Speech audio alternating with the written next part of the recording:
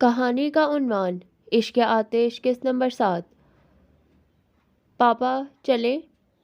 تم بعد میں چلی جانا، ان سے پہلے مریم بول پڑی۔ پھر اس پر نگاہ سے ہٹا کر انہوں نے نور الہدیٰ کو دیکھا۔ میں تانیہ سے کچھ بات کرنا چاہتی ہوں۔ اوکے۔ انہوں نے کوئی اعتراض نہیں کیا۔ اچھا سنو، انہیں اٹھتا دیکھ کر وہ مزید بولی، آفس جانے سے پہلے بابا جان سے ملتے جانا۔ رات ان کی طبیعت کافی خراب تھی۔ ان کا موڈ ایک دم سے بدل گیا اور رکھائی سے بولے، میں بزنس مین ہوں، ڈاکٹر نہیں۔ وہ چلے گئے تو تانیہ مریم کی طرف مڑی۔ سمجھ نہیں آتا ماما، آخر پاپا دادا جان کے ساتھ اتنا روڈ بیہیو کیوں کرتے ہیں؟ کیا آپ جانتی ہیں ان دونوں کے درمیان کیا ٹینشن ہے؟ میں کیسے جان سکتی ہوں؟ انہوں نے فوراً لا علمی کا اظہار کیا۔ میں نے ان دونوں کو ہمیشہ ایسا ہی دیکھا ہے، اب تو خیر عادت ہو چکی ہے، لیکن شادی کے ابتدائی سالوں میں بھی پریشان ہو جایا کرتی تھی۔ ایک دو دفعہ نور الہدیٰ سے پوچھا بھی تو کہنے لگے تمہارا وہم ہے۔ وہ شاید بتانا نہیں چاہتے، اس خیال سے میں نے کبھی زیادہ کریدا نہیں، اور اب تو مجھے بھی یہ اپنا وہم ہی لگتا ہے۔ تم خود غور کرو، نور الہدیٰ کا ان کے ساتھ رویہ اپنی جگہ، مگر وہ کبھی بھی بابا جان کی طرف سے غافل نہیں ہوئے، اور مجھ سے ہمیشہ یہی کہا ہے کہ بابا جان میرے بچوں کے دادا ہیں اور ان کی اس حیثیت میں کبھی فرق نہیں آنا چاہیے۔ یوں بھی دونوں کے بیچ ناراضی کی کوئی وجہ بھی تو نظر نہیں آتی۔ پھر اس کا گال تھپکتے ہوئے کہا، ان باتوں کو اتنا سیریسلی مت لیا کرو۔ آپ مجھ سے کچھ بات کرنے والی تھی؟ وہ سر جھٹک کر بولی، ہاں آؤ تمہارے روم میں چل کر بات کرتے ہیں۔ تانیہ نے اپنی فائلز اٹھا کر ان کے ساتھ اٹھ کھڑی ہوئی۔ اپنے کمرے سے بریف کیس اٹھا کر دو دو سیڑھیاں اترتے ہوئے وہ لاؤنج میں آئے تو بجائے آگے بڑھنے کے رک گئے۔ بابا جان کی خراب طبیعت کا سن کر وہ پریشان ہو گئے تھے اور تفکر ان کے چہرے سے بھی نظر آ رہا تھا۔ کچھ پل ٹھہر کر وہ آہستہ آہستہ قدم اٹھاتے ان کے کمرے کے دروازے پر جا رکے اور دستک کے لیے ہاتھ اٹھایا۔ پھر پتہ نہیں کیا ہوا، انہوں نے اٹھتے ہوئے ہاتھ کی مٹھی بنا کر بھینچ لیا۔ اچانک ہی ان کے چہرے سے بے حسی جھلکنے لگی تھی۔ وہ پھر مڑے اور تیز قدموں سے چل کر باہر نکل گئے۔ تانیہ دونوں پیر اٹھائے بیڈ پر بیٹھی تھی اور مریم اس سے کچھ فاصلے پر گہری سوچ میں ڈوبی تھی۔ تانیہ نے خود سے کچھ پوچھنا مناسب نہیں سمجھا تو چپ کر کے انہیں دیکھنے لگی۔ وہ ہمیشہ کی طرح ہی سلک کی ساڑی پہنے ہوئے تھی۔ تانیہ نے کبھی بھی انہیں زیادہ لمبے بالوں کے نہیں ساتھ دیکھا۔ اس وقت بھی ان کے لہردار بالوں کی اسٹیپ کٹنگ کمر کے خم سے کچھ اوپر ہی ختم ہو رہی تھی، جو کبھی سچ مچ ہی گہرے کالے رنگ کے ہوا کرتے تھے، مگر اب 48 برس کی عمر میں انہیں پابندی سے ڈائی کرانا پڑتا تھا۔ البتہ ان کی فکر پر عمر کا کچھ خاص اثر نہیں پڑ سکا۔ سوچتے سوچتے اب اس کی ذہنی روح نور الہدیٰ کی طرف مڑ چکی تھی۔ اس نے اپنی عمر کی کئی لڑکیوں کو ان کی پرسنالٹی کو سراہتے سنا تھا۔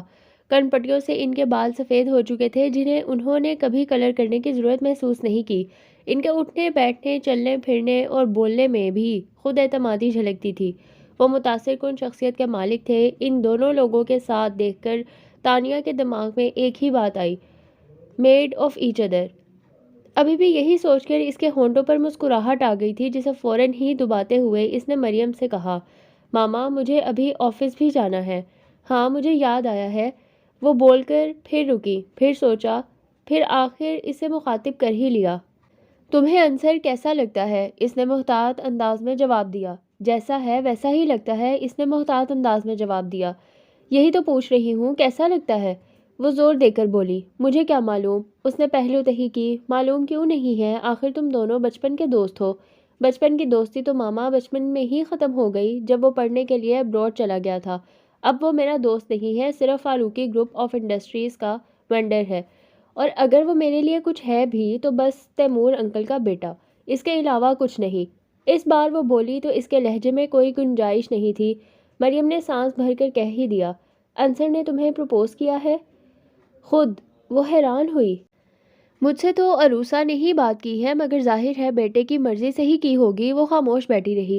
وہ باقاعدہ طور پر رشتہ لے کر آنے کی اجازت مانگ رہی ہے۔ تمہارے پاپا کو بھی پروپوزل اچھا لگا ہے اور دادا جان نے بھی اپروو کر دیا ہے، مگر ظاہر ہے آخری فیصلہ تم کو ہی کرنا ہے، سوچ سمجھ کر جواب دینا۔